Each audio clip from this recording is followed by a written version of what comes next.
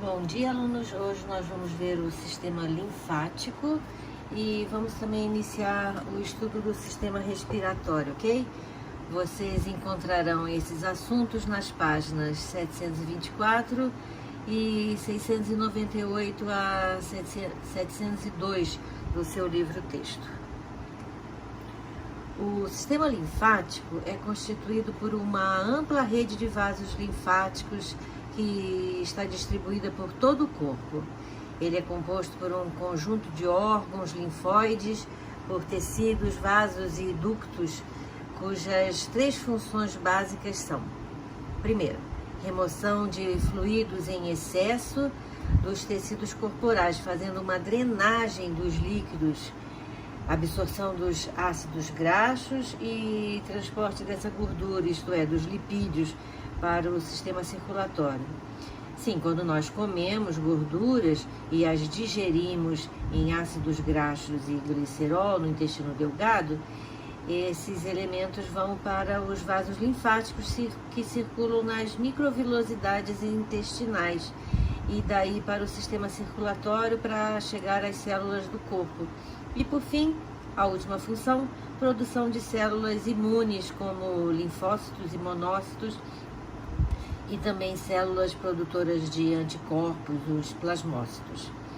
Sendo assim, o sistema linfático garante que o líquido presente nos espaços teciduais retorne para a circulação sanguínea e colete impurezas e mantendo as nossas defesas vigilantes contra os invasores. Nos linfonodos, sobre os quais nós falaremos mais para frente, os micro-organismos e as partículas estranhas são destruídos pela ação do sistema imunológico. Nos linfonodos temos a ação de macrófagos que realizam fagocitose de partículas estranhas e também a ativação dos linfócitos. Nós observamos aqui um trabalho conjunto entre o sistema linfático e o sistema imunológico. Vamos ver então seus componentes. O timo. O timo é um órgão do sistema linfático que fica localizado na parte superior do tórax, próximo ao coração. Ele difere de todas as outras estruturas do corpo humano porque ele é maior e mais ativo na infância e vai diminuindo aos poucos após a puberdade. Dentro do timo, os linfócitos T amadurecem. No início da adolescência, o timo começa a diminuir do tamanho e atividade, e o tecido do timo é gradualmente substituído por tecido adiposo, num processo denominado involução. A atrofia do timo é devido ao aumento de níveis de hormônios sexuais. E como o timo é um órgão do desenvolvimento das células T, qualquer defeito congênito em sua formação pode levar a uma profunda deficiência de células T e consequente alta suscetibilidade a infecções por vírus, por protozoários e também por fungos. A medula óssea. A medula óssea é encontrada no interior dos ossos e contém as células-tronco que produzem os componentes do sangue, os glóbulos vermelhos, os glóbulos brancos e as plaquetas, né? Temos dois tipos de medula óssea. A medula óssea vermelha, que é rica em hemácias e é responsável pela produção das células sanguíneas, e a medula óssea amarela, que é rica em tecido adiposo e que não produz células do sangue e é conhecida popularmente como tutano. A medula vermelha se mantém em atividade intensa e ininterrupta para produzir células sanguíneas e por isso depende de abundante contínuo de suprimento de substâncias a vida toda. A rede linfática. Os capilares linfáticos são extremamente finos e terminam num fundo cego. Eles ficam posicionados nos espaços intersticiais e sempre há um excesso de líquido nesses espaços. A pressão força sua migração para os capilares sanguíneos, formando a linfa. Após ser recolhida pelos capilares linfáticos, a linfa é conduzida até os vasos linfáticos. A partir daí, se junta ao sangue, voltando a ser o plasma. Os capilares linfáticos são os menores vasos condutores do sistema linfático. Eles se originam no tecido conjuntivo como microscópicos vasos de fundo cego, que se unem formando os vasos maiores, os vasos linfáticos. Os capilares linfáticos possuem paredes de uma única camada de células endoteliais. Assim como nas veias, os vasos linfáticos têm válvulas que garantem o fluxo da linfa em um único sentido. A movimentação da linfa ocorre graças a ações externas, como, por exemplo, a contração da musculatura esquelética, já que, diferente da circulação sanguínea, o órgão linfático não tem um órgão, o sistema linfático, desculpe, não tem um órgão que impulsione a linfa, como o coração faz com o sangue. Entre cada válvula nos vasos linfáticos é possível perceber uma dilatação e, como existem várias válvulas, o vaso linfático fica parecendo um colar de contas. Essas dilatações são os linfonodos. Os vasos linfáticos vão se juntando e terminam em dois grandes ductos, o ducto torácico e o ducto linfático direito. O ducto torácico é o maior vaso linfático do nosso corpo e o tronco comum a quase todos os vasos linfáticos. Os dois ductos desembocam na junção da veia jugular esquerda com a veia subclava esquerda e também na junção da veia subclava direita com a veia jugular direita, na altura do peito no corpo humano. O outro órgão é o baço, que é um pequeno órgão que está localizado na parte superior esquerda do nosso abdômen e é muito importante para filtrar o sangue e remover glóbulos vermelhos lesionados ou velhos, e assim como produzir e armazenar células brancas para o sistema imune. Além disso, o baço também atua como um banco de sangue de emergência, porque ele armazena hemácias e pode lançar essas hemácias na corrente sanguínea em momentos de necessidade, como por exemplo, num esforço físico intenso. Pode-se viver sem um baço? Sim, porque outros órgãos, como o fígado, vão assumir as suas funções, mas essa pessoa não mais poderá doar sangue. E por fim, vamos falar sobre os gânglios linfáticos, também chamados de linfonodos, que são pequenos corpos de forma oval, formados por tecido linfático e envolto por tecido conjuntivo. É no interior dos linfonodos que se encontra uma grande quantidade de células responsáveis pela nossa defesa, tais como os macrófagos e linfócitos.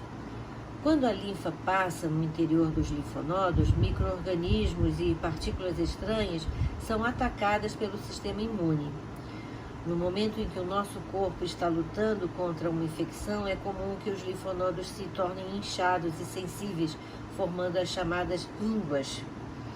Os linfonodos são, então, como se fossem os coadores, vamos dizer assim, da linfa, tá? Assim como você pode coar o leite para retirar a nata, os linfonodos coam a linfa para retirar micro-organismos invasores do nosso corpo. Mas o que é a linfa, como ela se forma e qual a sua composição?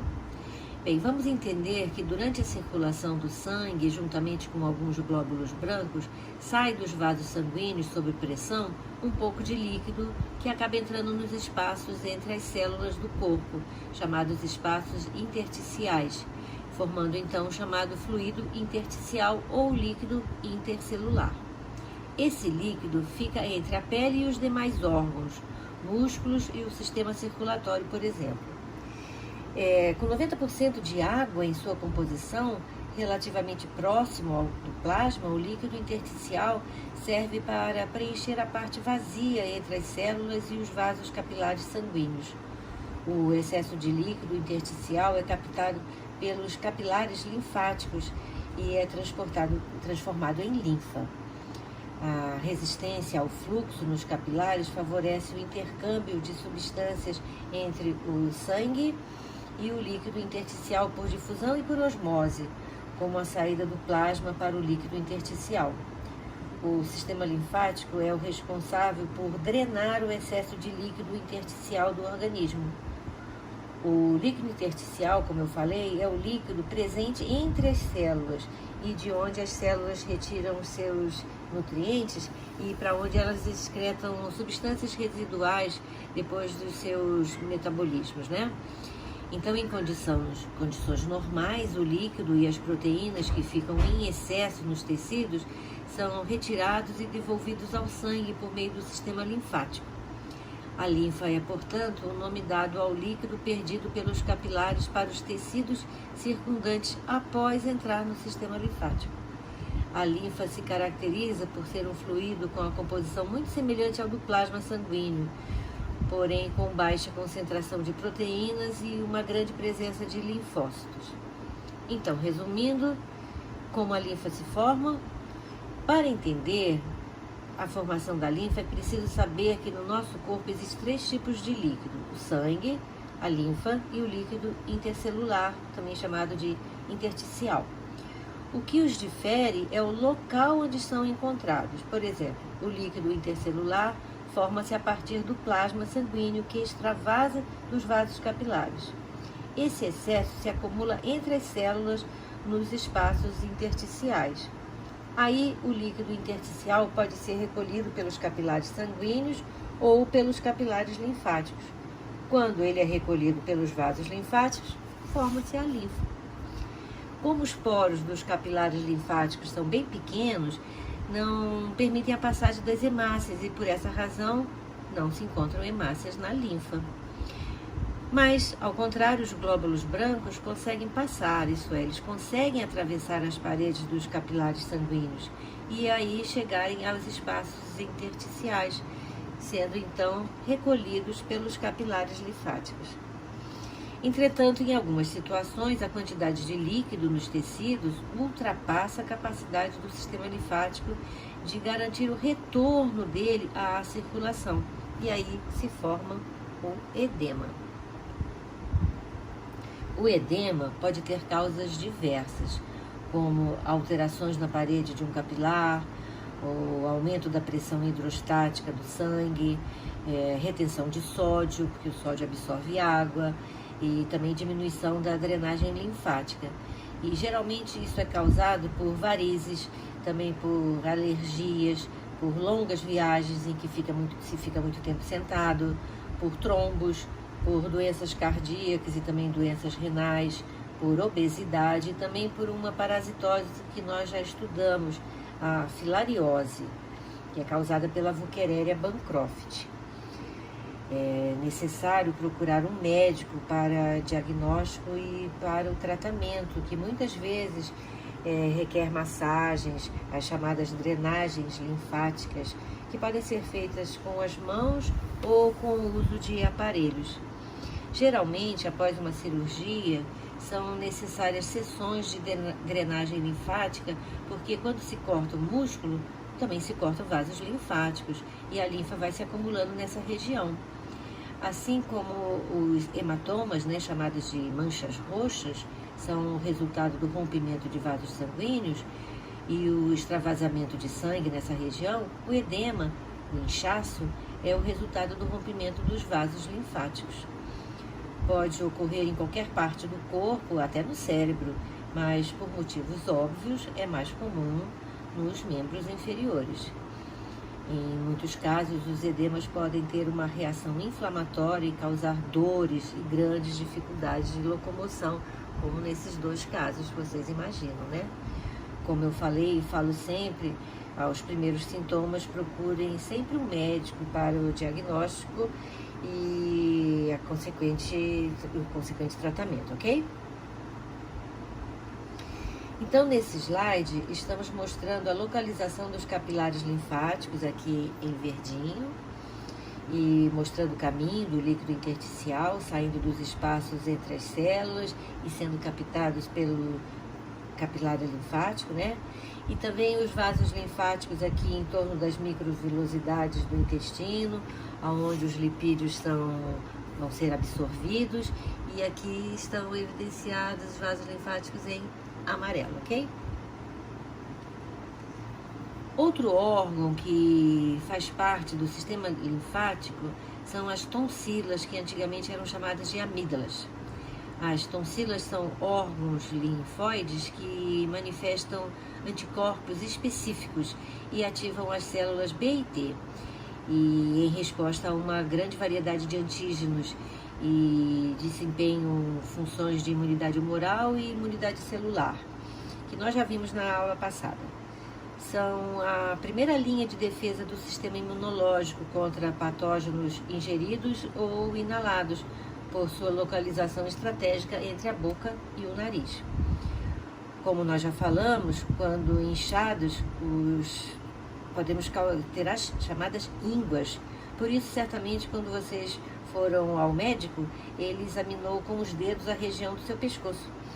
Encontrando ínguas, muito provavelmente seu corpo está sendo atacado por algum micro-organismo, uma bactéria, por exemplo, que deverá ser identificada e atacada antes que outros sintomas piores apareçam. E esse slide resume tudo que nós vimos até agora. Pela artéria aorta, o sangue sai do ventrículo esquerdo para todas as partes do corpo, né, levando para as células o oxigênio e nutrientes. E enquanto isso, esse sangue perde líquidos, né, para os espaços intercelulares, e esse líquido é absorvido pelos capilares linfáticos, que drenam a linfa e a conduz novamente à circulação sanguínea. Porém, antes, a linfa é filtrada nos linfonodos e volta à composição do sangue depois de dar oxigênio para as células e agora se tornar sangue venoso, que vai voltar ao coração pelas veias cavas superior e inferior e vai entrar no átrio direito do coração, fechando assim o ciclo. E assim nós terminamos o primeiro assunto de hoje, sistema linfático. Vamos então iniciar o estudo do próximo sistema, o sistema respiratório, ok? O sistema respiratório funciona garantindo a entrada e a saída de ar do nosso corpo, possibilitando as trocas gasosas a nível alveolar. Todas as nossas células precisam fazer respiração celular, que é um processo que acontece mais especificamente no interior das mitocôndrias das células. Nesse processo de respiração celular, as substâncias orgânicas reagem com o gás oxigênio, liberando energia que é utilizada pela célula em seus diversos processos vitais, no seu metabolismo. Os produtos da respiração celular são a água e o gás carbônico. A água até pode ser armazenada e ser reutilizada pela própria célula, mas o CO2 não tem mais utilidade e pode ser até considerado tóxico, então tem que ser eliminado do corpo.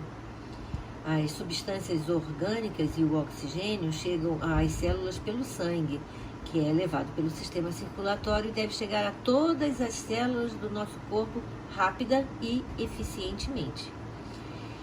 E é também o sangue o responsável por levar as excreções, como o gás carbônico, que deve ser eliminado nos pulmões. Portanto, a respiração pulmonar é o processo de trocas gasosas entre o ar atmosférico e o sangue que ocorre nos pulmões, a nível dos alvéolos pulmonares, para ser mais específico. Então, podemos aplicar o termo respiração em dois níveis: respiração celular e respiração pulmonar, fazendo sempre essa diferenciação, ok?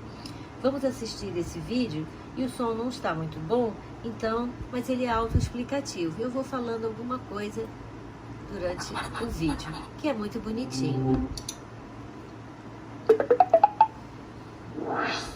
O vídeo é sobre o sistema respiratório.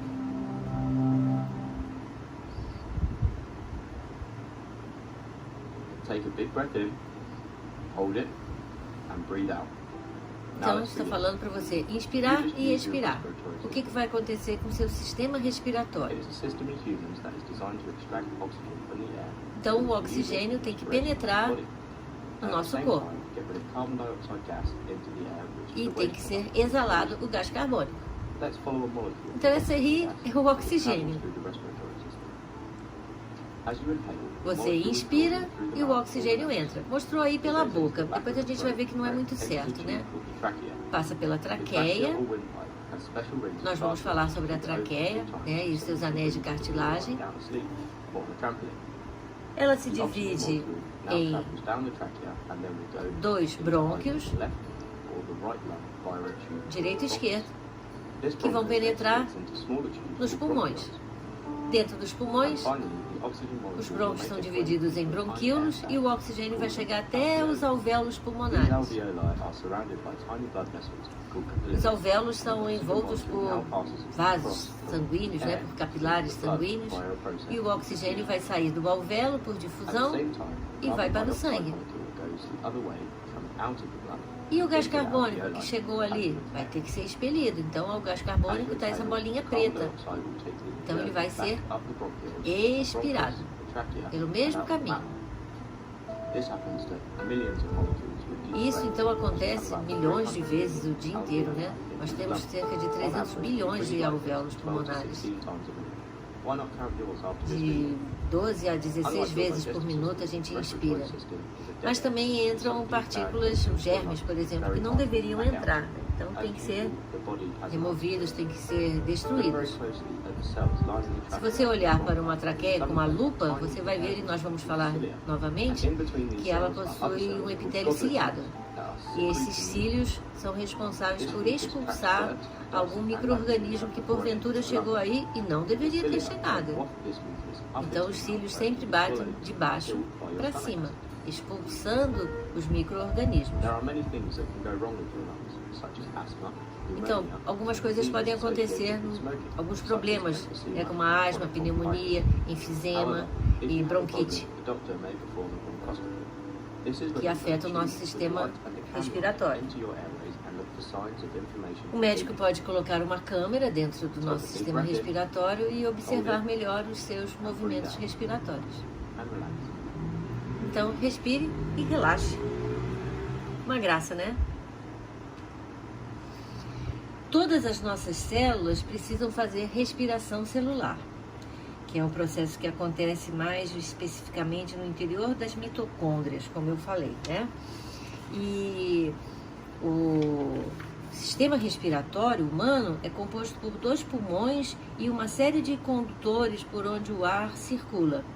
Esses condutores são chamados genericamente de vias respiratórias e são as cavidades nasais, a boca, a faringe, a laringe, a traqueia e os brônquios, e também os bronquíolos. A traqueia se divide em 2 grandes ramos, os brônquios, que penetram um em cada pulmão e vão se ramificar lá dentro, e cada vez em tubos mais fininhos, que são os bronquíolos. E na extremidade de cada bronquíolo, nós temos uma estrutura de paredes bem fininhas e ocas, que são chamados os alvéolos pulmonares. E é a nível dos alvéolos pulmonares que acontece a hematose, que é o fenômeno que o oxigênio do ar atmosférico passa para o sangue e o gás carbônico que estava no sangue passa para os alvéolos. Então, nesse processo, o sangue venoso se torna arterial, e sobre isso nós vamos falar novamente na próxima aula, ok? Então, o caminho do ar dentro do nosso corpo deve ser, fossas nasais, faringe, laringe, traqueia, brônquios, bronquíolos e, finalmente, alvéolos pulmonares. As fossas nasais, a faringe, a laringe, a traqueia e os brônquios são denominadas vias aéreas, e os bronquíolos e os alvéolos pulmonares já se encontram dentro dos pulmões. Então, vejam aqui nesse slide a localização das vias aéreas: fossas nasais, faringe, laringe, traqueia, brônquios, e depois dentro dos brônquios, dentro dos pulmões, os brônquios se ramificam formando essa rede de canais cada vez mais fininhos, e são os bronquíolos. Vejam também a localização do diafragma, esse grande músculo aqui que separa o tórax do abdômen. Exclusivo dos mamíferos, ele é o principal músculo respiratório, que nós vamos falar sobre ele na próxima aula. Vamos então ver cada uma das partes do sistema respiratório, começando pelas fossas nasais. As cavidades nasais são 2 cavidades que são paralelas, que começam nas narinas e terminam na faringe. Elas são separadas pelo septo nasal, que é uma parede cartilaginosa. As fossas nasais são revestidas por um epitélio que as protege e produz diariamente cerca de meio litro de muco, que é um fluido pegajoso que escorre para o fundo da garganta e é engolido juntamente com a saliva. Esse muco tem uma função muito importante de umedecer as vias respiratórias e também de reter partículas sólidas e bactérias presentes no ar inspirado, funcionando assim como um tipo de filtro. Daí um dos motivos para se inspirar sempre pelo nariz e não pela boca, porque a boca não tem esse muco. Outro motivo é que, além de umedecer e filtrar o ar respirado pelo nariz, o ar também é aquecido. Não que nós precisemos aquecer o ar atualmente aqui em Brasília, né? Mas quando nós inspiramos pela boca, as vias respiratórias se resfriam e se tornam mais suscetíveis a infecções e também a inflamações. Certamente vocês já notaram nesse período seco em que estamos vivendo, né? Por isso nós sempre temos que inspirar pelo nariz para filtrar, umedecer e aquecer o ar que chega aos pulmões. Na função de filtrar o ar também são importantes os pelinhos do nariz, que retêm a poeira e também as partículas maiores. A limpeza das fossas nasais deve ser feita diariamente e atualmente, com essa secura que estamos enfrentando, podemos usar o soro fisiológico para a limpeza também. No teto da cavidade nasal, há células sensoriais que são responsáveis pelo sentido do olfato e que nós veremos lá no final do ano, ok? Quando nós inspiramos o ar, ele penetra pelas narinas e passa pelas cavidades nasais, chegando à faringe. A faringe é um canal compartilhado pelos sistemas digestório e respiratório. Da faringe, o ar vai para a laringe, que é um órgão em forma de tubo que é constituído por peças cartilaginosas articuladas. Uma das partes cartilaginosas da laringe é chamada proeminência laríngea, que é popularmente chamada de pomo do Adão. Uma saliência na parte anterior do pescoço que é mais desenvolvida nos homens do que nas mulheres. A entrada da laringe é chamada de glote. Acima da glote está a epiglote, que funciona como uma válvula. Por exemplo, quando nós engolimos, a laringe sobe e sua entrada é fechada pela epiglote e assim impede que o alimento entre pelas vias aéreas e chegue ao pulmão, causando então um engasgo, a tosse e a devolução do alimento à boca. Já falamos sobre a epiglote quando nós estudamos o sistema digestório, lembra?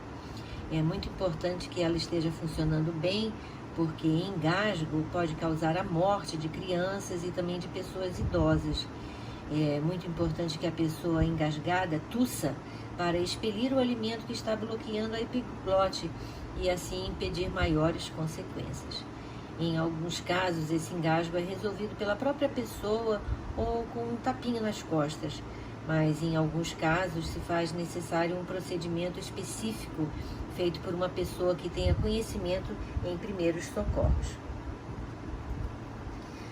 O revestimento interno da laringe tem as chamadas pregas vocais, que podem produzir sons durante a passagem do ar.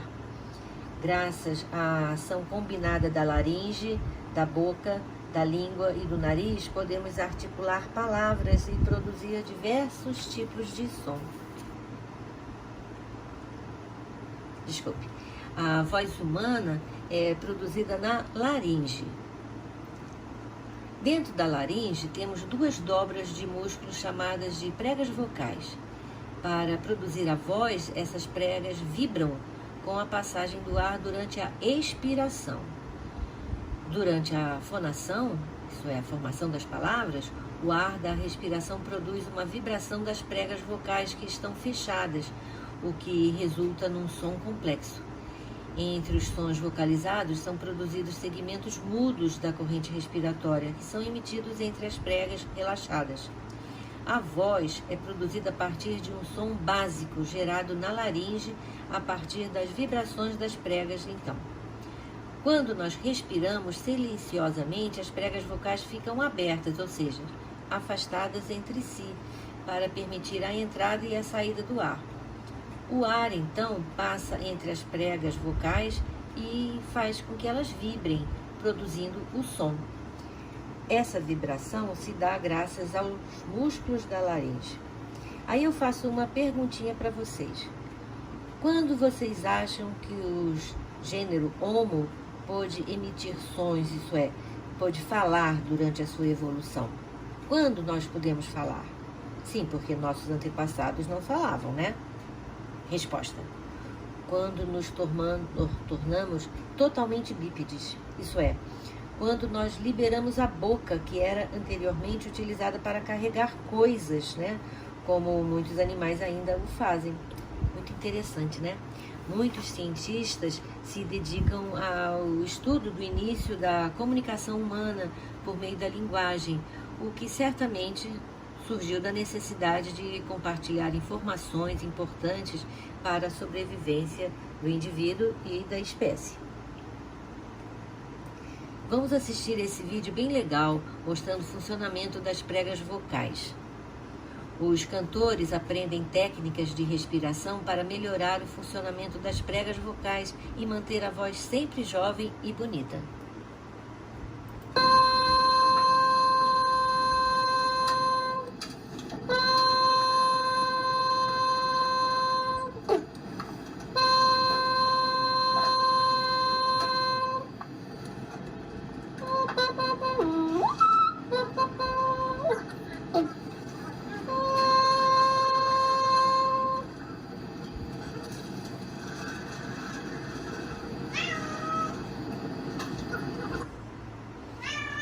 A voz se desenvolve sob a influência das variações de estrógeno, progesterona e testosterona, que são 3 hormônios que se encontram em diferentes quantidades nos diferentes sexos. A testosterona, por exemplo, age sobre o tecido da laringe e faz com que a voz fique mais grave, o que acontece com os meninos durante a puberdade. Mas a voz também amadurece. Certamente vocês não têm a mesma voz que tinham há 5 ou 10 anos, e eu também já não tenho mais a mesma voz dos 20 anos. Uma consulta com um profissional fonoaudiólogo pode ajudar a manter a voz em bom estado por toda a vida. A traqueia é um tubo de mais ou menos 10 a 12 centímetros de comprimento com 1,5 cm de diâmetro. Ela tem as paredes reforçadas por anéis cartilaginosos que impedem que suas paredes se colem, se grudem, e mantendo-a sempre aberta para a passagem de ar. Ela está situada abaixo da laringe e é revestida por um epitélio ciliado que bate, como eu falei, sempre de baixo para cima, na intenção de expulsar qualquer partícula sólida, por exemplo, uma bactéria, que porventura tenha chegado até aí e não deveria. Esses cílios, ou melhor, as células ciliadas, podem morrer. E o que pode causar isso? O cigarro, por exemplo. Certamente vocês já ouviram pessoas que fumam muito ou há muito tempo com pigarro, né? E o que é o pigarro? Na tentativa de se proteger, de se defender do ataque causado pelo fumo, o epitélio da traqueia produz mais muco e esse excesso causa o pigarro e às vezes a tosse do fumante. Aí o muco passa a faringe e é deglutido. Aqui nessa figura nós vemos uma técnica médica denominada traqueostomia. A traqueostomia é um procedimento cirúrgico onde ocorre a abertura da parede anterior da traqueia, fazendo uma comunicação da traqueia com o meio externo, com o objetivo de dar ao paciente uma possibilidade de respirar. Essa técnica é indicada quando há acúmulo de secreção traqueal, inativação da musculatura respiratória ou para promover uma via aérea estável em paciente com intubação traqueal prolongada. Serve como uma alternativa segura para que a pessoa consiga respirar por algum meio, já que não há possibilidade de fazê-lo pelas vias aéreas. O médico realiza uma incisão na traqueia e em seguida insere uma cânula que gera um canal de passagem de ar para o meio externo, né? Este método tem aumentado durante a pandemia de Covid-19, uma vez que quem é acometido por essa triste e terrível doença pode ter complicações respiratórias sérias. Bem, alunos, por hoje é só. Ficamos por aqui. Na próxima aula, teremos a segunda parte do assunto sistema respiratório, ok? Então, até a próxima.